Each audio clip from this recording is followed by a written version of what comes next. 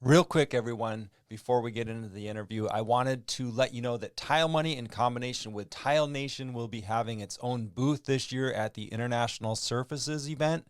That's in Las Vegas, Nevada, February 1, 2, and 3, February 1st through the 3rd. We will also have a networking event, a cocktail happy hour at the House of Blues on the 1st, the evening of the first day of the show, that you do not want to miss. We throw great parties.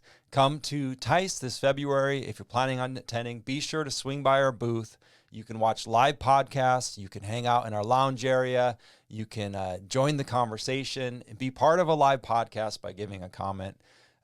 Check us out. We're going to have a happy hour on the second night right there inside the booth around 3 o'clock.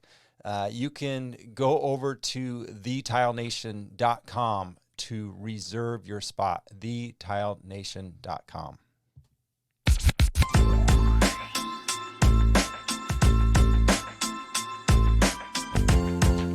Hello,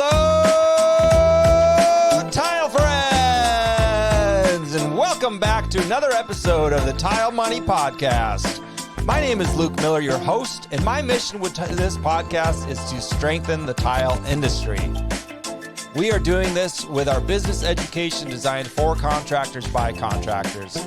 This education is assisting tile contractors around the world to build sustainable, profitable businesses.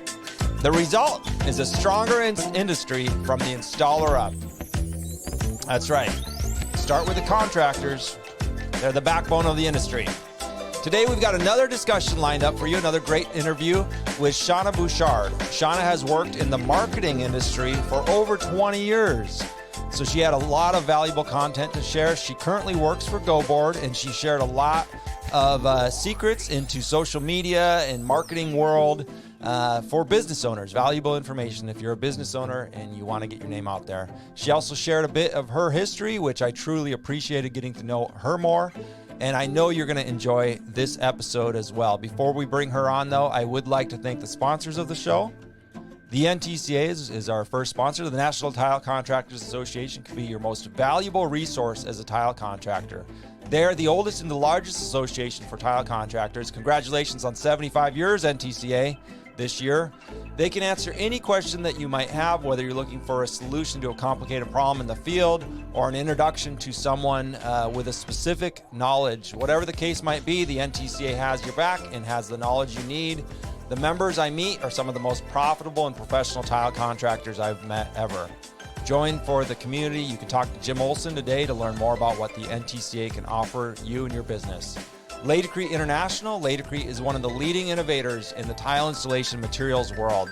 They go back to literally inventing thinset and winning the World Trade Center contract for providing that lightweight building solution so that the United States could build the world's tallest buildings at the time. A family-run, privately held company with family values that you can feel, whether you're talking to the reps or all the way up to the family members who are still working in the business. I truly appreciate Laticrete.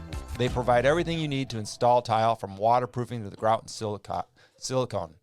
GoBoard. GoBoard is our third sponsor, our partner, our industry partner. That is an innovative tile backer board manufactured by Johns Manville.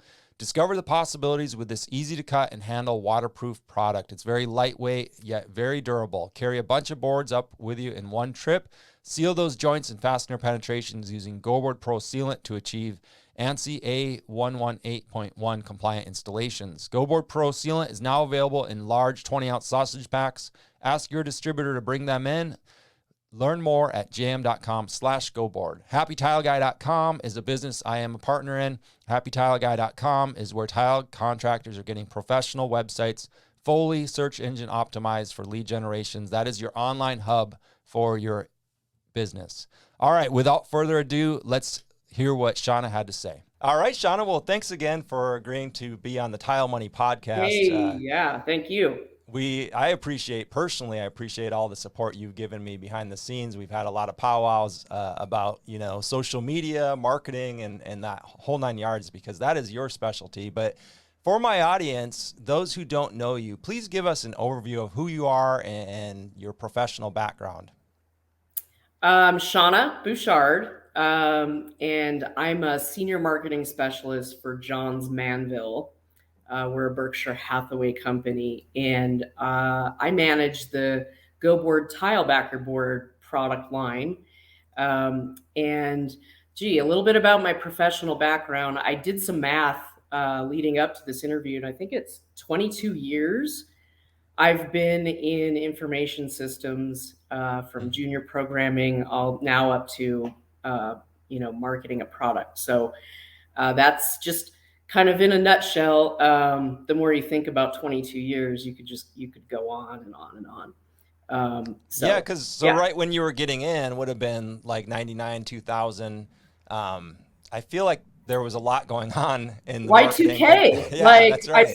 I got into it just before Y2K, and as Gen X, we were learning computers K through 12. We had some special comp sci classes, but it wasn't as prevalent to learn technology.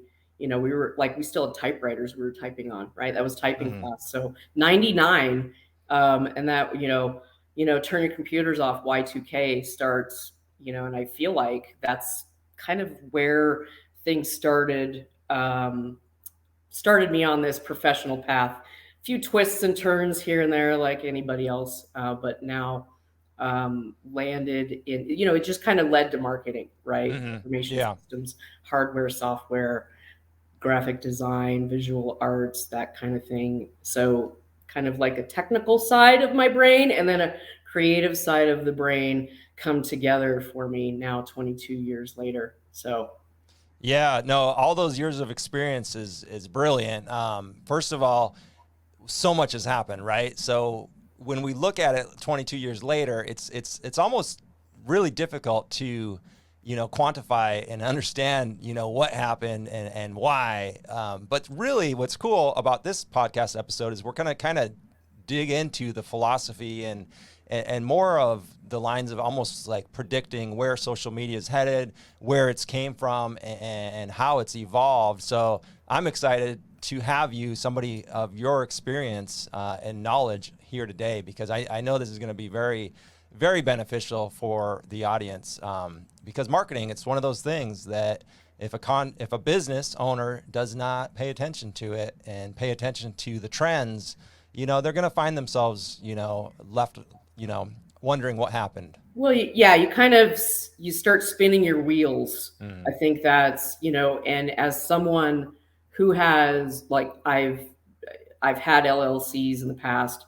My family had a business, and I worked for them, and just kind of seeing if you aren't paying attention, and kind of, you have that 5-year strategy, the 2-year, 3-year strategy, even 6 months ahead.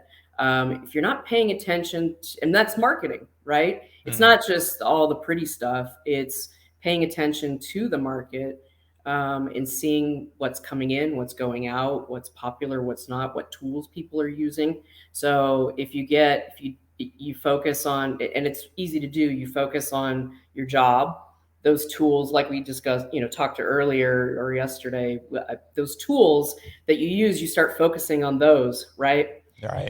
And you become very good at those, but then there's technology is so swift. There's 10 more tools they're throwing at you, right? And one, and it takes time to evaluate those things.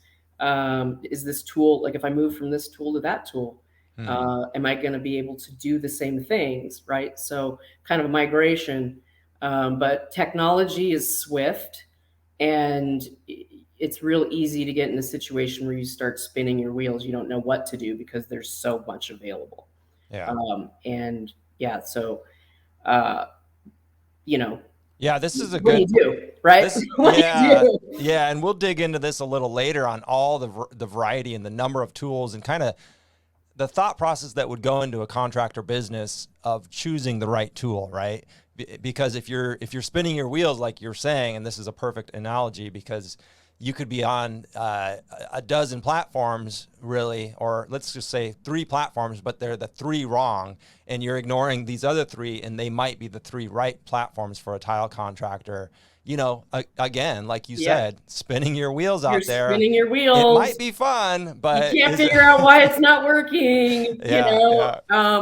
But again, those different tools offer different things. So you might hit the ball out of the park on one platform, and then there's five other that you just can't figure out, and myself included. Like Twitter, for me, from the Go board perspective, I'm like, I think someone who's better at Twitter should, can absolutely help me with Twitter. Right. It's just we're not, we don't find the traffic there compared to other platforms. So not that, and you stick with what's good, right? Right. And also what you can manage, because you could start spinning your wheels in the opposite direction where you have way too many things to do, and you could stand to prune some of those platforms, the ones that are low performing. So, but as I don't know if anyone else is like me, where you want to know all of it, and you want to experiment with all of it and see how it works, and see if it's useful. And you kind of get bummed out when it's not, right? Because 22 years ago, technology kind of came into my life, and it's become, I eat, sleep, breathe this stuff. And if something doesn't work and you really want it to work, right? Yeah. And I think TikTok, for example, there's this debate, which we could get into debates, either way, however people feel. And I'll avoid those types of debates. Sure. Because from the technology, just the essence of the technology, you want it to work, right? Because you just want to see something new, something exciting, something that's a little bit, kind of like upgrade our user experience, right? And in learning and connecting and marketing products, and the whole aspect of being a human being and being social creatures. You want those softwares to work. And I know we'll touch on it later as we talk a little bit about TikTok. I'm excited to talk about this stuff. I don't know if you can tell. No, and I'm excited also. And one of the reasons our partnership is so beautiful is, I was really excited when I was getting to know you earlier this year and kind of your role there. And it's been a crazy, hectic year for everybody. I know we've been putting this off a little bit, but I think it worked out beautiful, because one of the things about GoBoard is, although it's a large company, it's kind of a very small company inside a very large company, Johns Manville. And so this is curious to me, or interesting to me, because, tile contractors are small businesses. So the way you approach marketing and promoting and social media for GoBoard, I feel is very close to the way a contractor would want to. And that's what's so exciting about today's conversation. Also, I'm pumped also. Yeah. And oddly enough, I have a small business background as well. Right. So it's a good fit for me, being plugged into a larger company, right? Yeah. So the difference, I think, for GoBoard within Johns Manville, because we have three big divisions, right? And we do, we don't just do tile backer board. We do, and anyone that's familiar with the company, we do insulation, we do commercial roofing products. We have an engineered products division that does raw materials. Like, we're into a lot of things. And tile contractors and, maybe general contractors, home builders, and they're going to see us as GoBoard first, right? So that we're out there as GoBoard, and a lot of people don't know who's behind us, right? Who's got our backs. Right. And so, and that's one of the things, and again, I'm excited to talk about this too, because the company I work for is fantastic. Like, over the last couple of years, we've seen just crazy stuff in the market, right? Pandemic, et cetera, right? And then you watch people worried about jobs and how they're going to put food on the table. What is my like a contractor? Is this going to stunt my business? Am I going to have to figure out what else to do? How am I going to pivot, right? And Johns Manville took care of us, right? And so the communication is really good, even to us, just us tile backer product within an innovation group. So we're still considered like a baby product to Johns Manville at large. And I'm like, no, we're at least like in junior high, at least right now, in the maturity scale of a product. And I think it's nice to be that product that everyone wants to see do well, and then have that backing and not have to worry because we're small business within a big business, but we don't also have a lot of the small business problems or risks, right? So and that coming from a business that had larger risks than GoBoard or Johns Manville or what, you can see where one mistake, or if you didn't quite get get your promo right or something right, that just kind of gets that revenue to keep coming in. Like, it's scary. Your whole the whole thing could change, and then next thing you know, you're like, well, okay, that didn't work out, and I wasn't large enough to absorb whatever came my way. And but how does a small business know what's coming, where they can prepare? And I think that's paying attention is hard to do when you're so busy, right? To all those extra things. So GoBoard's small. I mean, I don't think we're small. I think we're pretty big. Sure. No. Yeah. Yeah. I mean, we're just me, right? Yeah, we're control of my product, right? So we're bigger than that compared to our big brothers and sisters downtown in those products. Well, and also you can tap into that experience too, right? As a marketer for GoBoard, I have a whole, I have like 3 divisions worth of marketing teams that I can collab with and talk to and ask questions and learn from them, and they learn from me. So I'm pretty happy where I'm at, and Johns Manville takes care of us.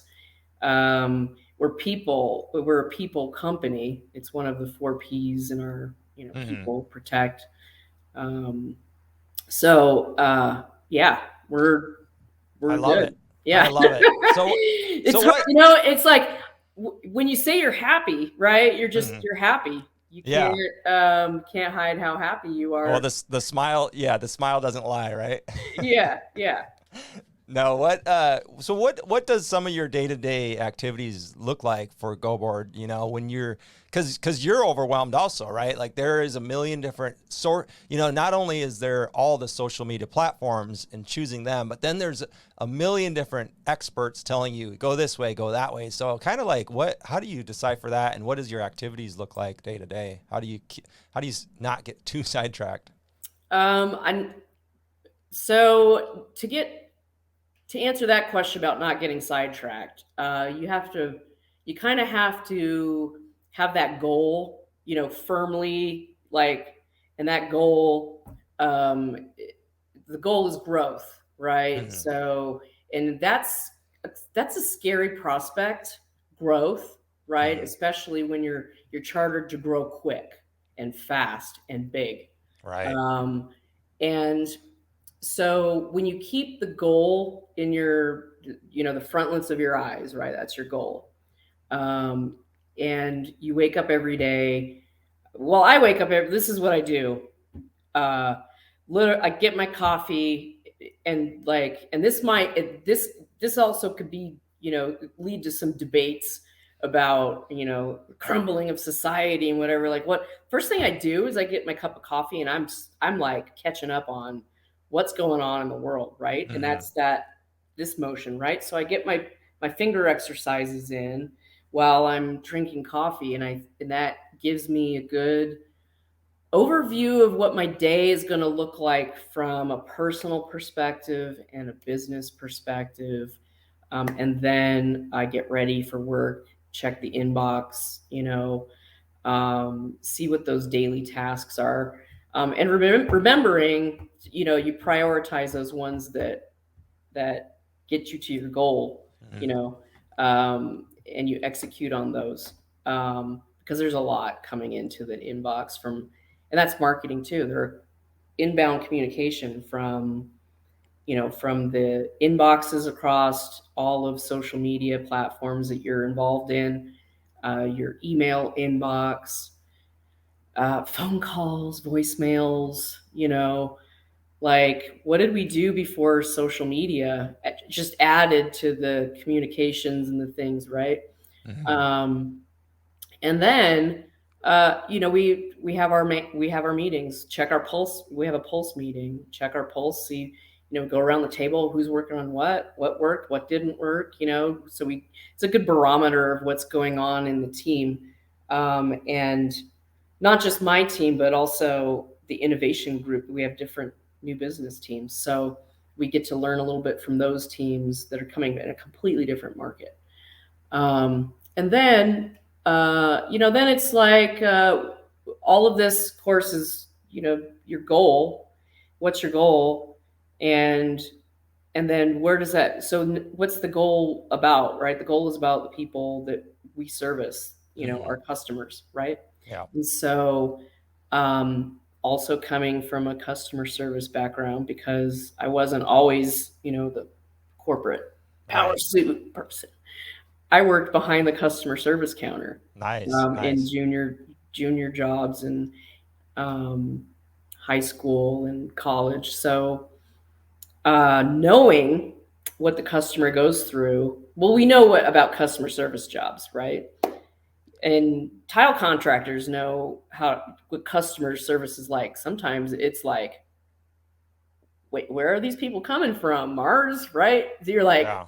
So it's tough, right? You empathize with your customer, and then you're managing those issues to make their customer experience, perfect, right? Because you want to get those gold stars, and that's been blended, really intertwined with marketing. I mean, I mean, man, to put a number or a percentage on what percentage of your day-to-day activities is customer service and marketing is probably really difficult, because I see you inside all the Facebook groups answering questions, introducing people to the product, but also answering questions that they have in the field, sometimes in real time. I mean, it's not a phone call anymore. It's a post, right? Well, and the benefit of that too is you're on that platform, and you're right. Customer service, I call it social customer service. Okay. I mean, I'm not sure that's not, I could have coined that term now. I doubt it. I'm sure there's been other mentions of it. But it's a social customer service. That's an inbox. It's a direct connect to your customer.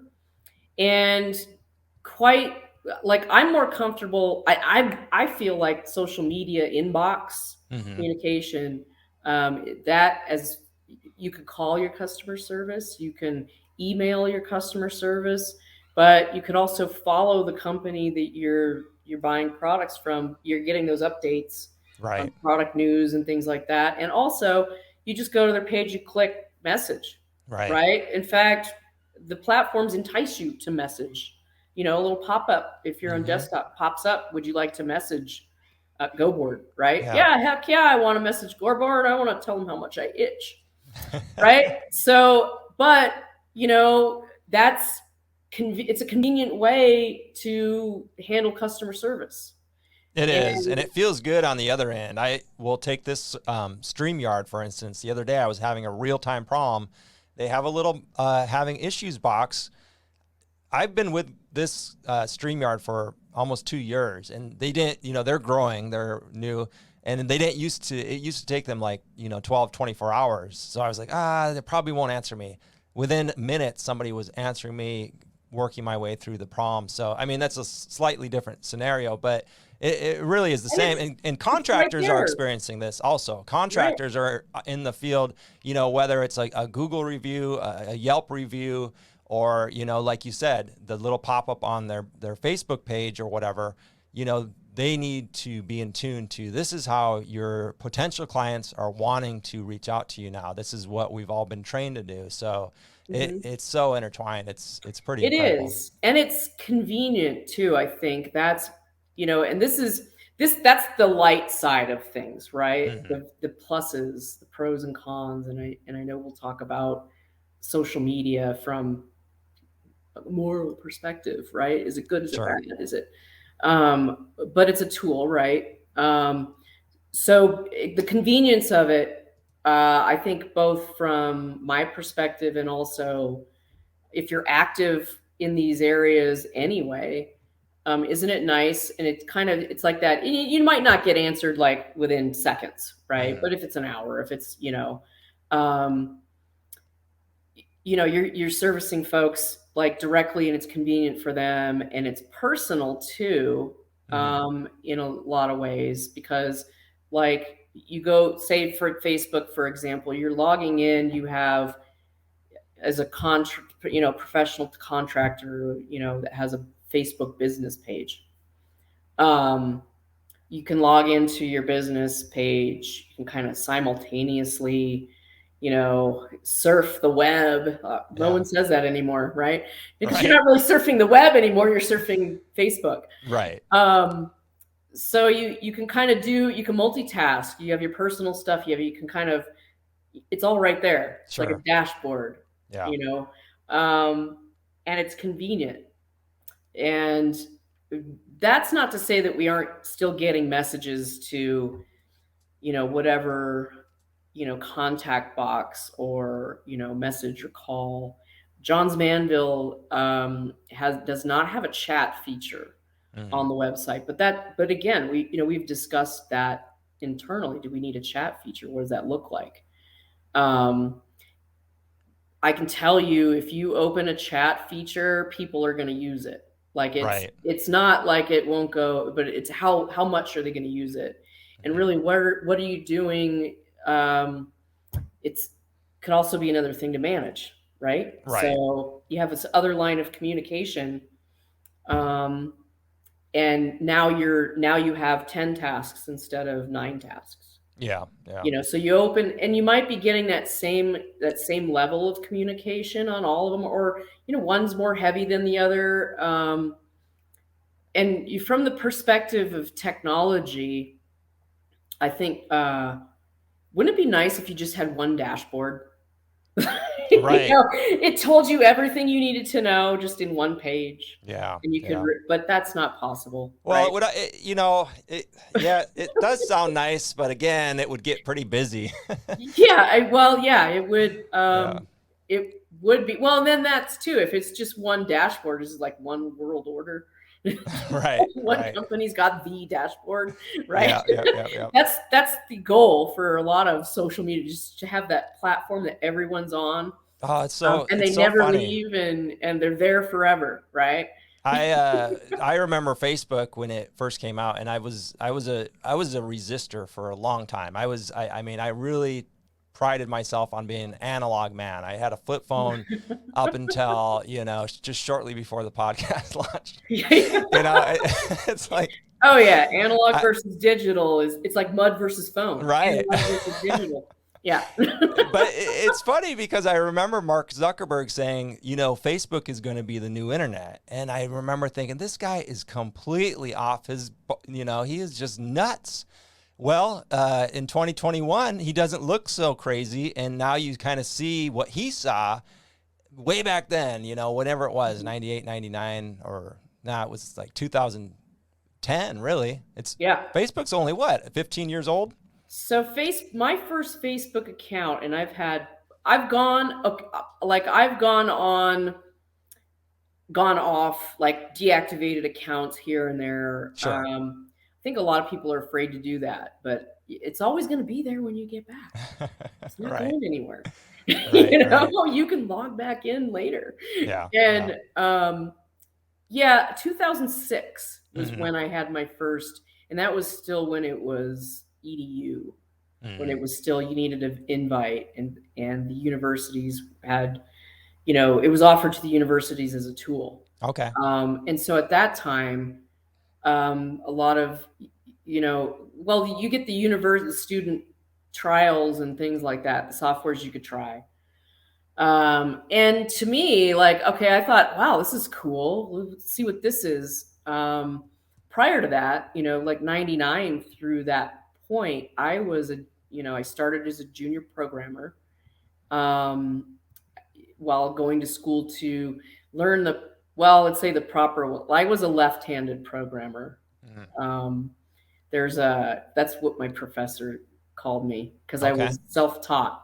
Okay. And I came from the open source communities, which are kind of you have the open source communities, you have a lot of developers working on things, you have a lot of ideas, it's like a summit kind of on application programming. So you get a lot of ideas, you can learn, a lot. So that's what I did is I taught myself. Wow. And then, you listen to everybody say, well, you need a formal education in that to get anywhere. Do you know? Look at you now. I don't know. Do you? So I went back to school and okay, I'm gonna do this for real, right? Right, quote unquote. And Yeah. my programming professor, and of course, he took me aside. I was not quite his peer age, but I was definitely one of the more serious students at the junior college I went to. And so I could talk to my professors as a peer almost, Yeah. a younger peer. And he said, you're going to want to do something else. It's like, wait a minute. First I'm being told I need to do this for real. And now now that I'm here learning this, you're telling me to go in a completely different direction. And I'm, I'm working my way through school. Like I'm working full time, raising kids and going to school and trying to, and like, which way do I go? Right. Yeah. And that kind of goes back to the spinning your wheels. I appreciated that insight, even though it took me I digested it. It took me a while to digest that because that's like, wait, you just blew my whole plan, dude. Right. And who are you? You're, I'm just a left-handed, and I would get picked on for left-handed programming. There was, the Unix world and the Microsoft world. And Unix was more open, and Microsoft, of course, they're more closed. You know why? It's all intellectual property. Got to keep locked down, right? Yeah. So yeah, what do I do then? Right? Holy crap. Well, maybe I should be a network engineer. So I started, he said, you're going to want to be able to put your hands on something. Hands-on is going to keep you in a job. And this is back in 2006, right? This is kind of at the, I don't know, they call it the Great Recession. Like things were moving around and people are learning new skills because that whole thing. Okay, well, I have to put my hands, and that's good advice to this day, right? As things move around, you have to be able to put your hands on it. If you can touch it, you can keep your job, was the message to me.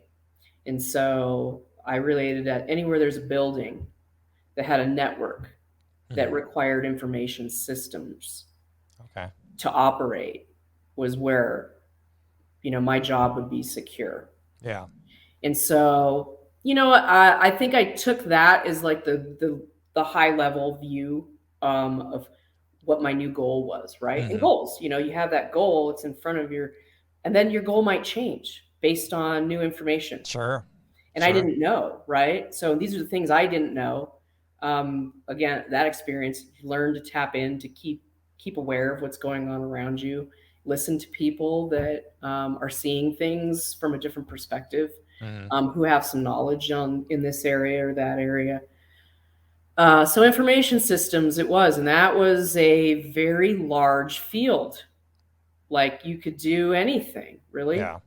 And also like that creative side of my brain kept self-learning, right? So I was still, even though I was formally learning things, subnet math, like I always I was okay with in math in school, but I hated taking math classes. Like, oh God, I have to take another level of math.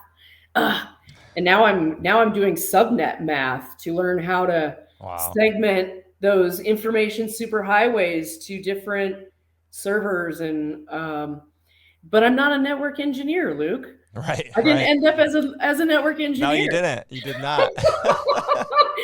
So there's more to the story, right? That, How did I get here, right? I mean, it's a yeah. long story. It's 22 years of this and that. So information systems, but social media is another information system. It's, you can disperse information on it. You can receive information on it. Mm-hmm. So day to day, I think I'm doing some presentations internally too on social media too. So, and Johns Manville being as old as it is, I think it's like 164. Like, how old people are about new Right. technology. Like, I'm not Right. doing that. Right. I still love my rotary phone. And by So, old, you mean like me, like 38? well, I mean, yeah, I'm getting to that point. We talked about television remotes. I can't figure Right. those out. Right. Right. And I know this stuff. I know how the ones and zeros make their way across motherboards, but I can't figure out how to navigate a smart TV. Yeah. So the interest in social media is huge right now. It is. And I love that, of course you were told you got to go back to college, but really what the key ingredient really was, and I think what put you where you are today, is the fact that you remained in it and you kept informing yourself and staying on top, which is what every contractor can and should be doing, right? Right. Education, where you're going to learn all the education available on setting tile. Right. Right. In addition to needing the education and running a business, and when you're working for someone else, you can focus a little better on a certain skill set that helps the greater business, right? Yeah. But when you're a business owner, you really have to level up very quickly. I have family that runs businesses, and watching that, like the level of the education has to come more quickly, right? You don't have 4 years to go or 6 years to figure out one thing. You can't pause your business to go to marketing school. No, because they're not going to give you electricity for free. They're not going to give you gas for free. You're going to have to, you have to buy those things, right? Yeah, no one gives to my you that. knowledge. Yeah. Right. But you can get education for free. Sure. Isn't that interesting? Where education has become more freely available. And there's debate about how accredited certain education is, right? And that's fine, right? I've gone to accredited universities for an education, may not be like the full, but I have a certificate from accredited education, and also a printout certificate from a grassroots type education. Yeah, and I'm sure you value both of them for certain. Sure. And I think it's especially if that for purchase education isn't available to you, right? Or the schedule isn't. It's not flexible enough. Yeah. Right. You see a rise in the EDUs online, major universities, huge universities, top universities opening up their, halls to online students. Yeah. And I don't know, I think when you're learning something, you never learn the whole thing all at once. Yeah. Yeah. And so you have to go back. The key is keep learning, keep swimming, keep learning, whatever it is. No, even if it does, if you don't think it doesn't, it may not apply. Yeah. But you want to learn it. Yeah. And I think it's good, for business owners to, understand, the nuts and bolts and kind of the overview of how a platform works and how it might be beneficial. But again, we talk about the overwhelming of, a couple dozen platforms that might be useful. So what kind of advice would you give a contractor to choosing the right 1, 2, or 3 platforms that are really going to allow them to, do the customer service, do the marketing, really everything that we've been talking about to this point? How would somebody choose a platform for a contractor business?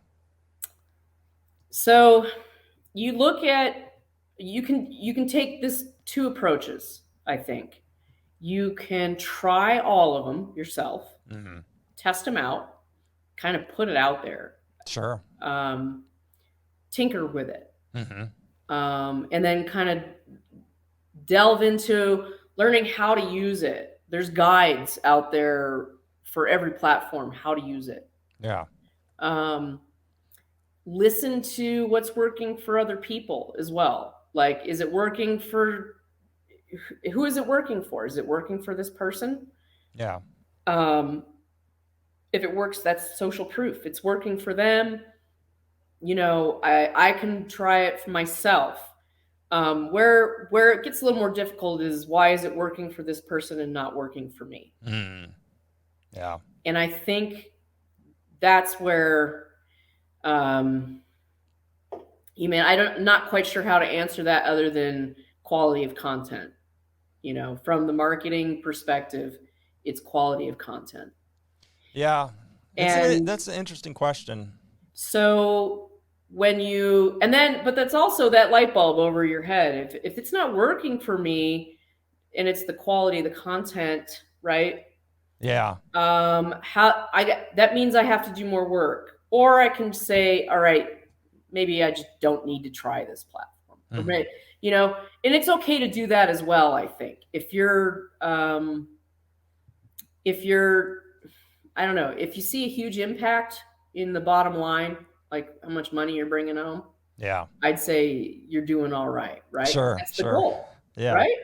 Yeah. So the whole goal for business is revenue, and if it's the revenue's coming in, it's working. Yeah.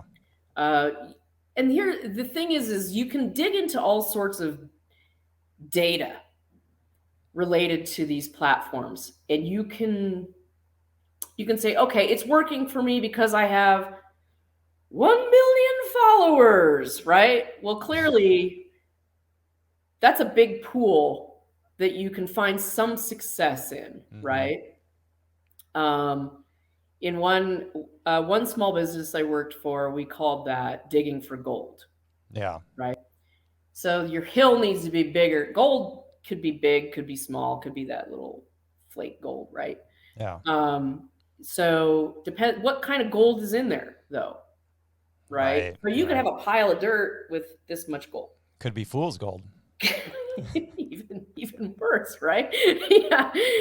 I think there's like a fool's club, like fan club, fool's gold fan club somewhere, because they just can't, they're in denial, right? Well, they value it. They value it. It's just good. It's shiny, right? And then you can look at like a smaller number or more engaged group.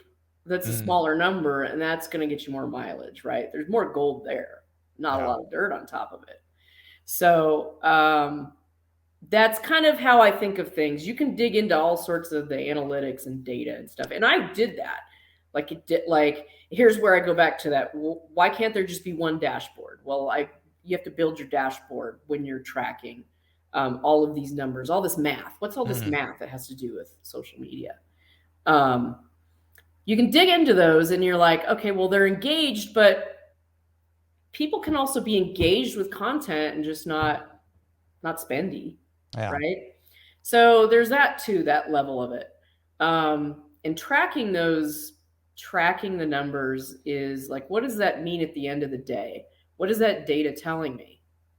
And data, depending on how you set it up, can tell you different things.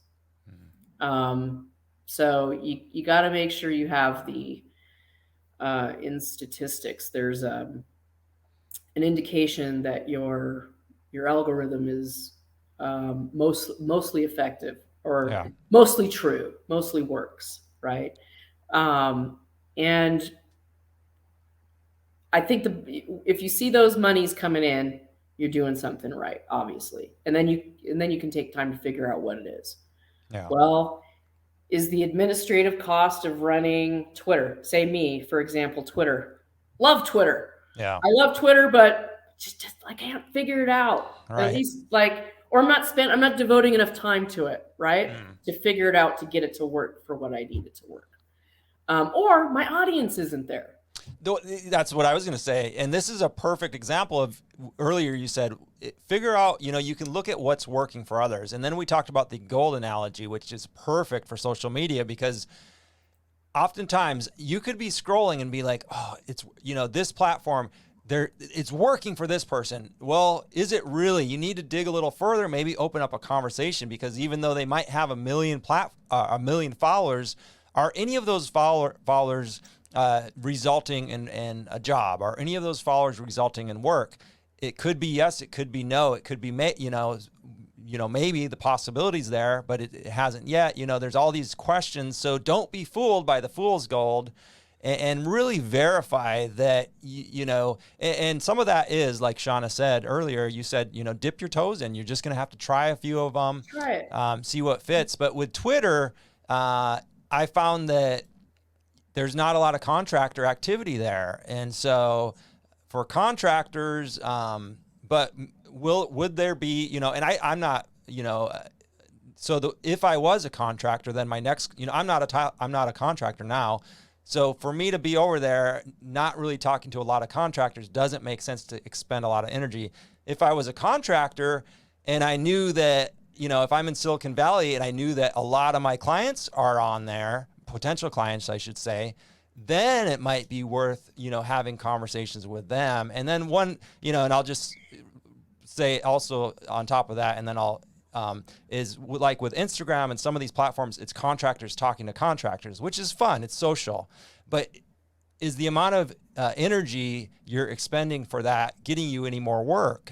You might be learning from your peers, which is great, but these are all things. And I love that this is kind of the philosophy you're talking about, Shawna, because this is exactly what I wanted to talk about today too, is more of the overall picture. And and is it okay not to be good at one thing? Sure. Right. Yeah. Sure. Yeah. Not good at TikTok? Who cares? There's Facebook, Instagram, Twitter, Snapchat, TikTok. What else is next? Clubhouse. There's always these platforms that are being, because there's an inherent drive for programmers and these tech companies to connect to people, and develop these systems. These are information systems. We're humans, right? We communicate. It's a drive. We have a drive to communicate and develop these tools. So I think there's always something coming up. Yeah. Right. And you may not, you may not be good at Twitter, but then again, what's the harm in just being on it and just kind of still, kind of checking it out? You never know when it might become useful. You find that opportunity where, oh my gosh, I didn't know my customer was here in this group. I can go to that group now and see what happens there. Right. So that's it. Where is the customer on that business level? Where are your peers where you can learn from on that level? I mean, it doesn't have to all necessarily be business related, and it doesn't all have to be just personal. Yeah. Because they develop these systems for that both, you're doing both. Sure. I don't and should be doing both. Yeah. Oh, so you have to separate your personal life from your work life. Why? No, don't. Why? Don't even try. Why? The more you try, the harder your head hurts. Yeah. Just, and that leads into work-life balance too. Yes, work-life balance. So you can log out of these apps, right, and get off what you say, get off the grid, cut the cord. I was off. Now I'm active everywhere on all platforms because it's part of my job. But there was a time, in my career where I didn't have to manage social media. What a breath of fresh air. To a certain extent. Sure. And to get some clarity. So 2006 to 2016, I was, 10 years. I watched Facebook. I wasn't on MySpace. I was in message boards. Like your John Bridge forum. Sure. Okay. I was actually, years prior to that, in the open source programming community, Mhm. learning how to develop those boards. Are you, just as a side note, quick, out of personal curiosity, are you still in open source communities like that? Not so much now Yeah, yeah. because, at some point you grow up and you get that job where here's the tools that we use. Right, right, So you have no need to develop your own tools. right. Mhm. I was early on, I developed websites using notepad.exe, just typing code. Wow. Yeah. And then here you start a job here. Look, here's Dreamweaver. Mm-hmm. Develop on that now, right? Oh my gosh, this is, I was not developing software programs. I was developing web applications. Yeah. So there's the difference. But there were folks developing web, softwares that would help my coding job, right? So that I could develop those web applications. Oh, Dreamweaver. I don't have to code. I could just it's like autocorrect. You just start typing your line of code and then it kind of finishes it for you. It got faster, right? Because you needed to have so many lines of code per day, right? And it has to work. Can't have bugs in it. Oh man, if you get a bug, it's like a semicolon somewhere hiding in your lines of code. Yeah. And you could rack your brain for hours trying to find it. Now there's a software that'll help you debug your code. Sure. So as I grew up, and this is where the path starts getting windy and ups and downs and around the tools were developed. So you learn new tricks along the way and find where your skills are needed too. I find it beneficial to have a lot of skills in the field of information systems because it's so broad. It's like collecting skills. How many skill badges I have, right? Those skills you can monetize your skill. If you know softwares, if you know, just technology, right? As a contractor, you want to learn as many skills as you can to, broaden your market. What were we talking? I know we get on a tangent. I apologize. Philosophy, right? No. Yeah, let's talk.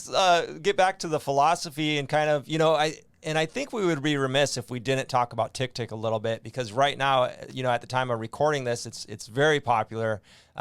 People are, wondering if they've missed the boat or, they're hearing success stories of, millions of followers overnight and all this kind of crazy stuff. So what can you tell us about TikTok? Is this a good spot to be jumping in as a contractor business? What's your opinion on this? So TikTok, it probably feels like it came on scene all of a sudden. And I think when you look into just the organizational aspect from a business perspective at TikTok, where it came from, there was an app prior to that. I think it was, and that was news to me. Yeah. I think I may have seen it in, referenced or mentioned Musical.ly. Oh, sure. I remember this. Yep. Okay. Yeah. Which something like that. Kind of like similar to Vine. And then, so as, we talked yesterday about this, how these things evolve. They're always evolving. Facebook has evolved since 2006 to now. It's a completely mind-blowing, different app, and there's more coming to it, right? And now they have Instagram. And now, so should you be looking at TikTok as a tool, another tool? Yes. And how I know this is because Facebook and Instagram are looking at TikTok. Like Facebook was looking at Instagram, they're getting a lot of traffic. They're getting some traffic here, right? So what does Facebook do? We buy Instagram. Yeah. Right? So TikTok bought Musical.ly. Boop. And they became, so those two, the software took the best of how they mushed it together. These two softwares just kind of crammed them together. What was the best out of each one of them separately, and that's how TikTok is TikTok now.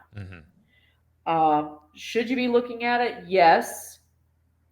Should you be looking at it from purely a business tool? Again, I think these apps are developed for social, like, and they're not going to let you separate work from personal, because I mean, this is philosophy too, but if your work life and your personal life is on these apps, where's that third? You always hear about this third place. If you're not at home, you're not at work, where are you? Right. I'm out in nature, unplugged from work and personal life. Yeah. Because our personal lives are now mostly shifted to these apps. Right? Unless you get together with friends, which is healthy. I think you got to have that human, So they're not going away. They're just going to change, and they're going to meld, and one company's going to buy another one, and new software is going to come out. Oculus with Facebook. There was that interview with Zuckerberg. It was like, I caught it on LinkedIn. Okay, I happened to be on LinkedIn at the time, and you're like, Gary Vee is live with Zuckerberg. Whoa, what? Oh, right, that'll make you stop. Here's more grassroots kind of a interview. You're not watching Zuck in front of Congress where he looks like a totally different person. This is relaxed Zuckerberg, head of this huge media company. And he's talking about the future of social media. And it's mind-boggling, actually. This is how swift things will change. AR, VR, I think looking at it from the perspective of an experience is important going forward. So as a contractor, when you say, should I invest some time into TikTok and see where it goes? Sure, why not? What's the harm in playing around with it? You can always shut it down, log out, go away, come back later. It's still going to be there. Yeah. And if it's not there when you come back, there'll be something else you can log into and use. Yeah, no, this is interesting. You gave us some valuable wisdom there, where you said, look at who's interested in it. And if Facebook is interested in investing, or at least keeping an eye on TikTok, right? That tells you right there the popularity and kind of the direction. And you can also do it just by opening up your app store inside your phone and looking at the top 6 apps, which is something Gary Vee taught me a long time ago, is just keep an eye on those top 6 apps. And if you're really wanting to be in tune, you would do it daily or at least weekly to see how they're coming up and down, and kind of that's fun to do. For people like me and Shawna, it's fun anyway, right? Well, and this is it. It's that analytical mind. Yeah. And then the creative mind. And I think now when the internet, you remember, okay, so I've downloaded a book on Audible. Okay. And it's called In the Shallows, or Into the Shallows. I forget the author now. Okay. Send me it later, please. Yeah. I'll send you a link. And it's basically, and it's a book it's a philosophy, right? It's not a fact. It's not true, false, whatever. It's an experience in, a person, let's say they're a boomer. Okay. I'm Gen Z or Gen X. I'm pretty sure you're probably Gen X or I'm Gen X. I'm right. Yeah. I'm right on the, and so this is written from maybe a boomer perspective, like one of those younger boomers. Sure. I can't remember the author's name. Anyway, and the premise of the book is that technology changes our behavior and our habits. It's true. And so he, and I'm only in the 3rd chapter of it. And honestly, I'm considering ordering the book, like paperback version. Oh, sure. Because I can't get through an audiobook to save my life. Yeah. It's just not a touch point that I've been able to figure out how to fit it into my day, sure, my week, my month, my year. Yeah. I can't. I grew up on the books and the convenience of just being able to flip. So I find myself repeating the chapter Okay. And it could be because I'm listening to it at the wrong time. I don't have that window to listen to a book. As compared to taking the time to sit down, on a weekend or something and just, crush a book in a weekend, laying on the couch and just like, that's probably a better use of my time than trying to listen to an audiobook. At any rate, I've gotten into the third chapter and I've listened to each of these chapters a couple of times now. Mm-hmm. Okay. Right. And he talks about technology as a change. He's an author. Talks about technology. You have a typewriter, right? That was technology before the ink, the ballpoint pen or the inkwell, right? With the feather quill. Sure. Yeah. So look, for example, say our forefathers, they had by candlelight, they're writing the Declaration of Independence with a quill. Yeah. And they have to do it by candlelight. Yeah. Okay, now fast forward, we're using word processors, and what's our behavior now? Yeah. Right? So he kind of takes examples and shows how our behaviors change. And it's not necessarily that the technology is evil or good, it's a tool. It's there. Yeah. It's there. And if you're becoming efficient at what your goal, this tool is giving you that efficiency to meet your goal, you're going to use it and your behavior changes from what you used to use. Yeah. So we're all doing this a lot more. Yeah. Right. No, this kind of brings up too, and I wanted to touch on it too, and I know you're interested in touching up like the mental health aspect of social media and all this stuff we've been talking about. And you said if it's efficient, right? And I think that's why we bought into all this. A lot of technology is because it is efficient, right? I mean, the quill was more efficient than what they had before. Yeah. But then at the same time, you need to almost, really watch yourself to make sure that it didn't go the complete opposite way and where make you ignore your less efficient at something because now you're focused here. Right. So that boils down to this. Like, that's the big debate right now. Are we doing too much of this? You see jokes about this all the time. Sure. You can scroll up on memes that are joking about scrolling up on memes. Right. The mental health part of it. And I'm sure we all have, and it's good to talk about this now around the holidays. Sure. Yeah. Right. Yeah. Let's just say in my household, as much as I'm an enthusiast of technology and these social platforms, my husband is not. So there's that, kind of like we have these debates quite a bit. Like, is it healthy? Is it this? Is it, and we can draw on experience with friends because he's not on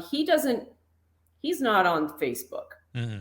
He chooses different platforms, right? And like I said, that's okay, right? People will choose where, the value, but they're still on them. Sure. Right? So you're not completely off. You're just, now you don't like a specific platform for a specific reason.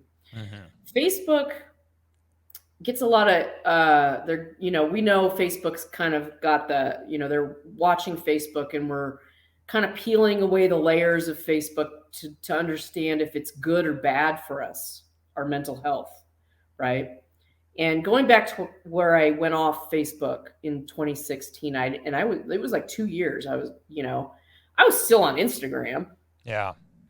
I just wasn't on Facebook, and I kind of like checked out Twitter a little bit. And then was like, Snapchat. I was like looking at other platforms to kind of see and who's on them, right? What age groups are on them? Yeah.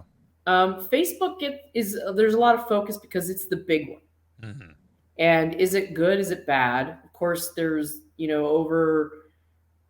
debates about the algorithms serving up bad content intentionally. And you now have a whistleblower in Congress testifying in Congress, or a deposition, right? Well, we know Zuckerberg was in Congress testifying.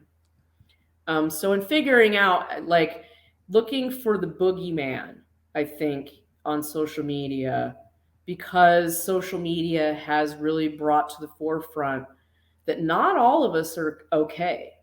Mm. And I think when you think about your personal experience in your group of friends, that your personal friends, you can tell that people aren't okay. Mm. Just as you could if they were maybe coming to visit, go to dinner or whatever. There's a little, and it's probably more apparent on social media because there's no boundary for communication. People back in like the message board days, where message boards were frequently trafficked, not so much anymore, and I can't think of a message board that I'm active on anymore. That's old technology. Yeah. Right. There was, people are a little more free to overshare maybe. And so you can tell people aren't okay. For example, I have a friend recently who took his own life. Okay, and I know we're talking mental health, and I don't want to delve too deep into what causes this, and and what the the psychiatrists are saying, this labeling that, and but there's a lot of name calling out on the internet, a lot of bullying on the internet.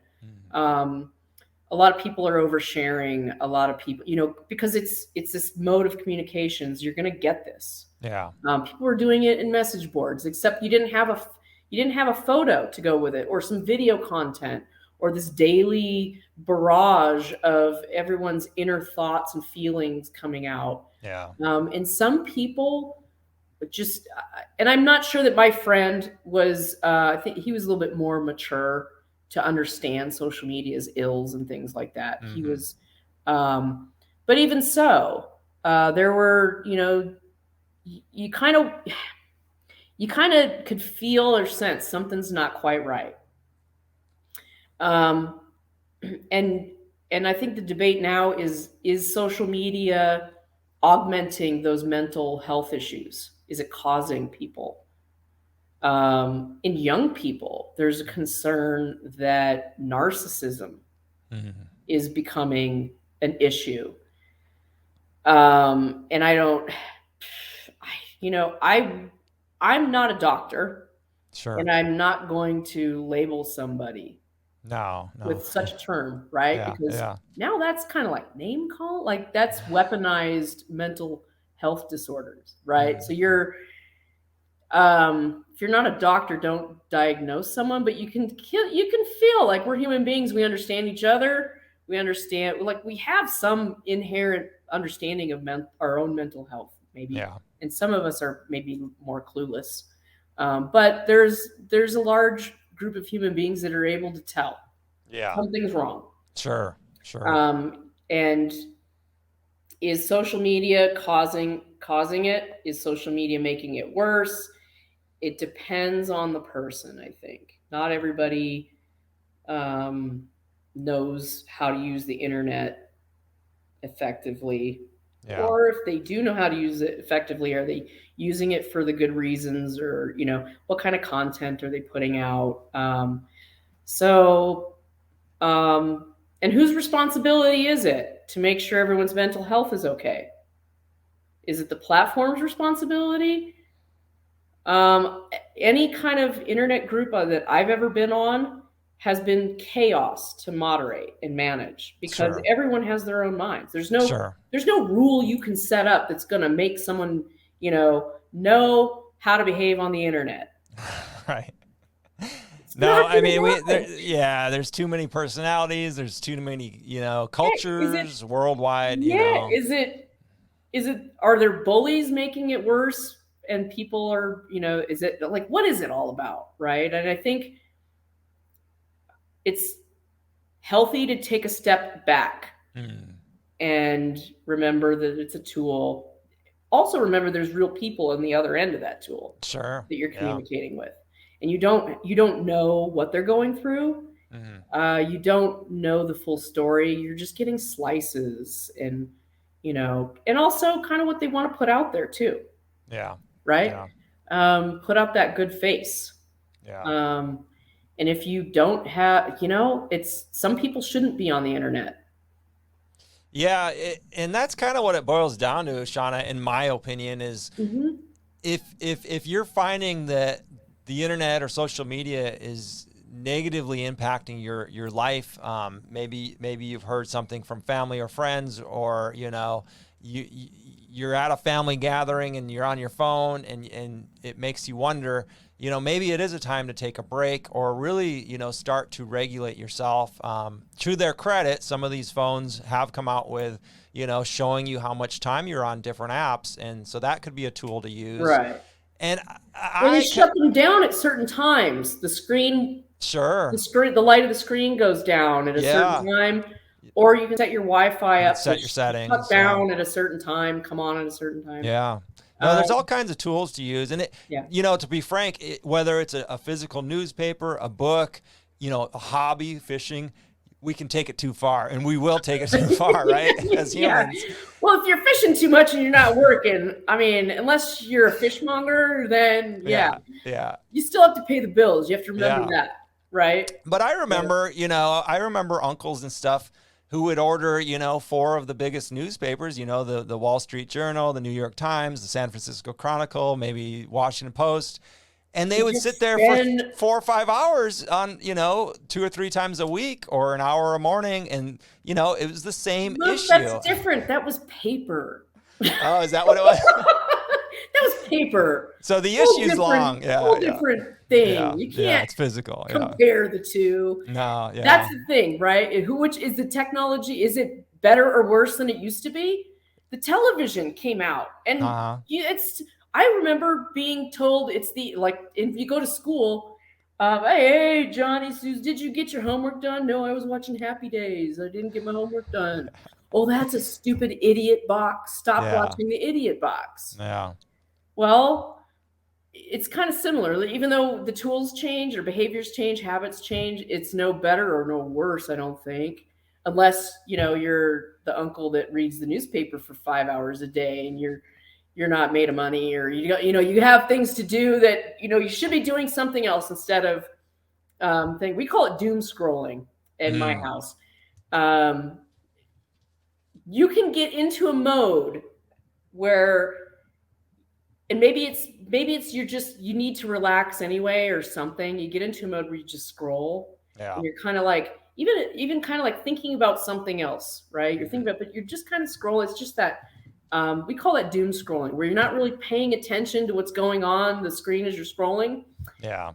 Your head might be elsewhere, right? Mm-hmm. But as you're thinking, you're still kind of you're still moving. Maybe that's inherent. We always have to be moving, doing something too. Mm-hmm. Like there's always this in society kind of places that goal on you to always be doing something. Yeah. Be industrious. Right? Or maybe it's just the Germans. Hustle hard. Yeah. Right. Yeah. Always be doing, don't waste your time. Right. Yeah. Never waste time. Yeah. But when do you give yourself time to think? When you're always busy doing something, multitasking, are you giving yourself time? And maybe that's process. You're giving yourself time to think, even if you're scrolling. Yeah. Probably not a good idea. It's okay to just sit there in a chair and think. Yeah, let your brain process the information. Yeah. Hey, what are you doing? I'm thinking. Yeah. When I'm thinking. Is that okay if I just sit and think for a little bit? Unplug, sit and think. I've made some incredible breakthroughs in my business and life just sitting and thinking, or even just playing with my daughter in the pool, or going on a walk. When I'm in this office now for many more hours than I would prefer to admit, and I'm stumped, if I go on a walk oftentimes and just let it all go, and that's when it becomes clear. My brain is processing. It's a computer, it really is, and it needs time to process. And sleeping isn't enough, sleeping is sleeping. That's something different. But being awake and meditating or processing, or just going on a walk without having a phone. And that's really hard for me to do too, because I've gotten in that mindset where I always want to be listening to a book, a podcast, or, a YouTube thing. And again, personal business, and fun, it's coming at you from all. So yeah, I think that's the key is, if you're someone who finds yourself, not feeling great after, a 6-hour session on Facebook on the weekend. It's time. It's time for some self-regulation, right? 6 hours just waiting for something new to pop up, right? Yeah. I mean, you got to get out. Yeah. Something. And I've been there. You know what you it's do? a trap. It's like resetting your brain, giving your brain something. Yeah.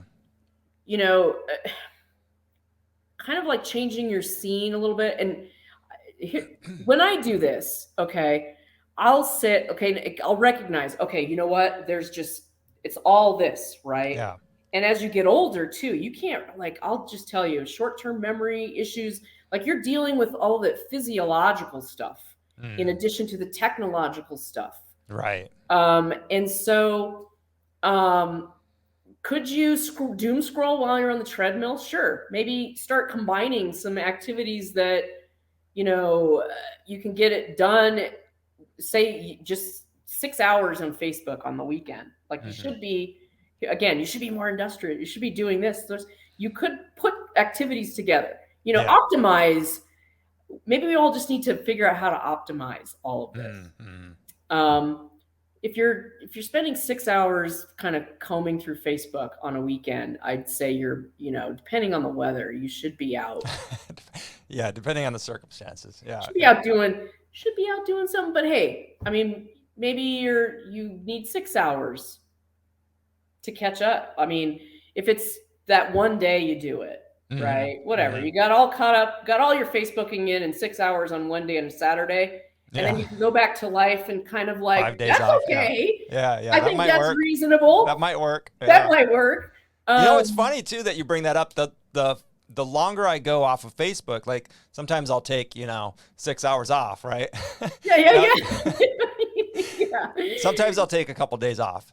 I come back in and I'm actually pleasantly surprised at how few notifications I have. It's almost like, if I check it throughout the day, then it's like every time there's 10 notifications. You always feel more, almost like you're causing and that's, the more you put out, the more you get back too. Yes. So managing, I mean, and from a mental health perspective, if your mental health is, you could say, maybe you could argue it's based on your relationships with other people. They aren't going well, whatever. You're down on yourself, not enough self-love, not enough, something's missing. There's a hole, right? Yeah. And you got to fill that hole with something. Social media, if you're upset, don't go looking for a fight on Facebook where you start getting that negative. What you put out, you get back. So if what you're getting back isn't fantastic, right? And it's causing more, causing you to be preoccupied with what's going on social platforms as compared to your personal life. Take a step back. Does it matter? And am I putting it out there and getting this back because of what I'm putting out? Yeah. You can always change that messaging too. If you're getting negative, if you're surrounded by negative people, that meme is before you diagnose yourself as being manic depressive, make sure you're not surrounded by a bunch of a-holes, right? Right. Yeah. I mean, that's part of it too. Where's your crowd? Are they positive? Or, you have to look at all that. You evaluate. And I think letting people evaluate social media for themselves is important. And I also think if there is a clear danger of if anything companies are doing to cause people, to coerce people, to cause a mental health crisis or issue, whatever, then they should be held accountable for that. Yeah. Because it's a tool and you can put it out there and let people use it for what it is. But we know people get out of control if there's no rules, guidelines or whatever. So you have good guidelines, but if you're doing anything to cause this and then saying, oh, these are the guidelines, you got, and that might become clearer, in the next year as we kind of look at, as Congress looks at it, because we know our government is looking at our social platforms, right? And I don't want to because guess what? It's going back to what Facebook was in the EDU days. it was a collaboration platform for college students. And now it's a big look at TikTok, how they can just the power in motivating people to an action. And I know recently we saw a TikTok episode of, we'll call it reality TV on TikTok. Like, Sure. We're watching this. We're not participating in it, but we're seeing it happen live in front of us, and we can access it.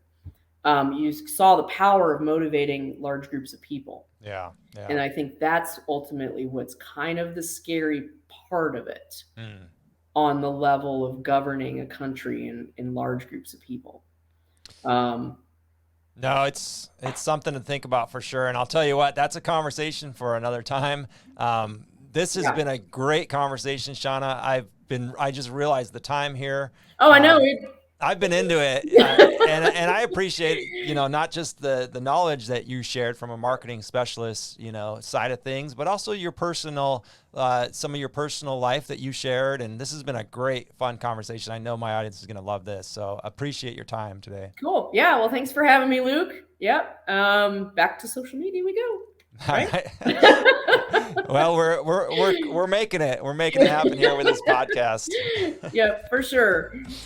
Well, listen, Tile friends, thanks for tuning in, and we'll talk to you next week. If you want to stay in touch with all things Tile Money, please subscribe to our newsletter. You can do that on tilemoney.com or the link in the show notes.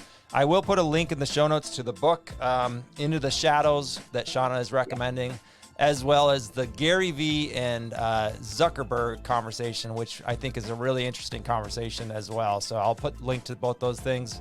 Tile friends, stay happy, stay positive. Happy holidays. Happy holidays. And please stay profitable out there, Tile friends. Talk to you next week.